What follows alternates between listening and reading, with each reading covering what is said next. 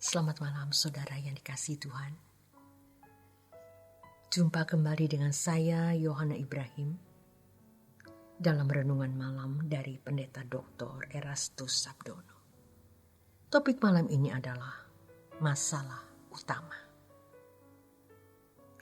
Kita memang mungkin tidak berbuat salah, mungkin tidak berbuat dosa.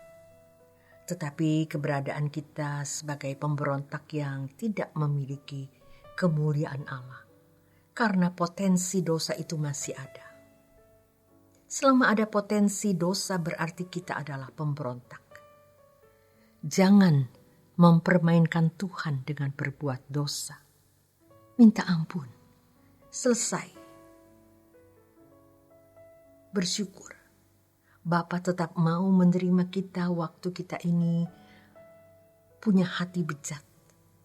Mungkin kita sebagai pemberontak. Bapa ingat dan melihat darah Yesus yang mengampuni dan membenarkan kita. Lucifer belum berbuat salah nyata-nyata. Ia hanya berkata, "Aku ingin."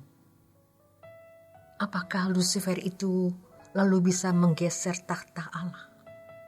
Tidak, ia belum punya tahta, ia baru ingin. Ini potensi. Jadi kalau kita memiliki Injil, kebenaran firman dan Roh Kudus, kita berjuang memanfaatkan potensi atau kuasa Allah itu. Kuasa Allah itu luar biasa. Sayangnya, tidak banyak orang yang mengalami kuasa Allah ini. Karena fokus hidupnya tidak pada masalah utama yang benar. Justru masalah-masalah hidup yang terjadi seharusnya mengarahkan kita kepada masalah utama. Memang dalam hidup ini kita menghadapi banyak masalah. Sampai kita lupa ada masalah utama. Potensi dosa. Mestinya masalah-masalah ini kita lihat dari sudut pandang yang benar, mengarahkan kita pada masalah utama. Jadi banyak orang Kristen yang berurusan dengan Allah karena masalah lain, bukan keberadaan dirinya. Sejatinya apa yang kita nantikan dalam hidup ini? Ayo, kita fokus di sini.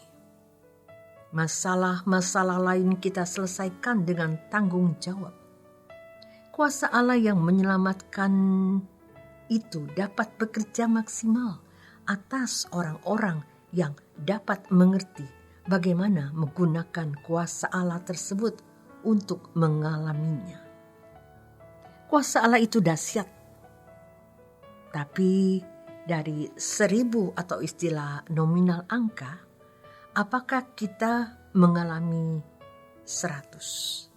Jangan-jangan cuma 1-2. Tidak signifikan mengubah kita. Karena fokus kita itu kemana-mana.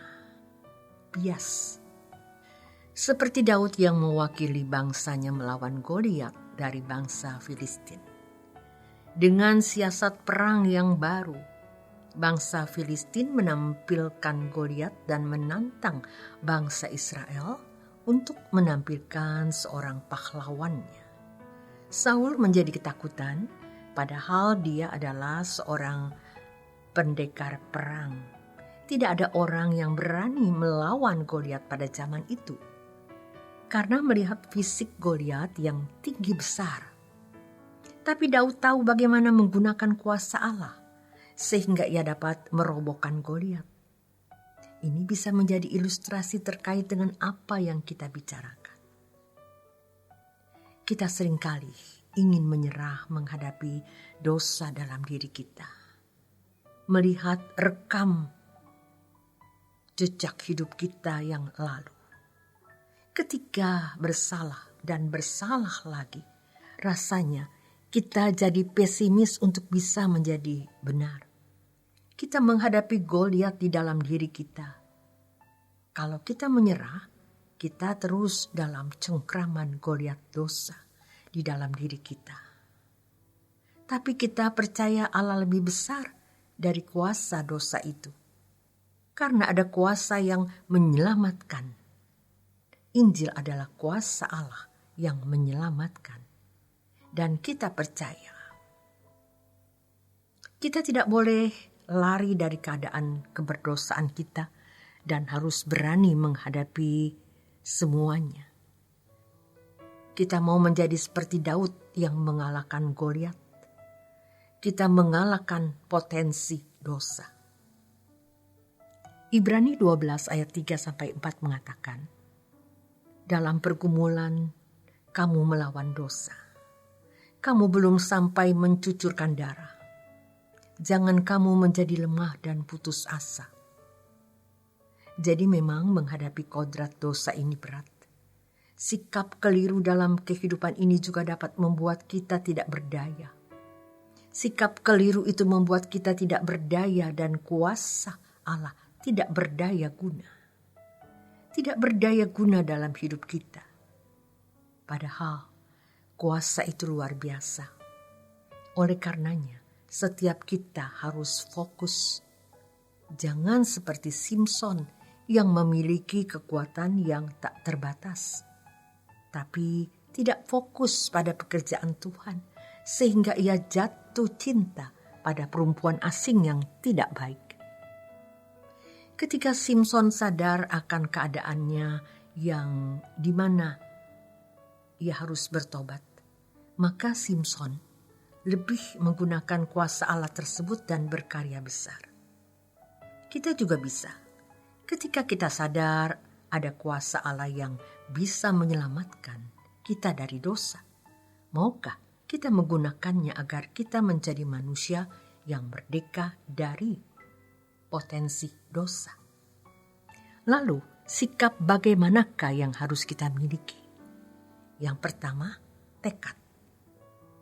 Tekad akan niat untuk menjadikan Tuhan itu satu-satunya tujuan.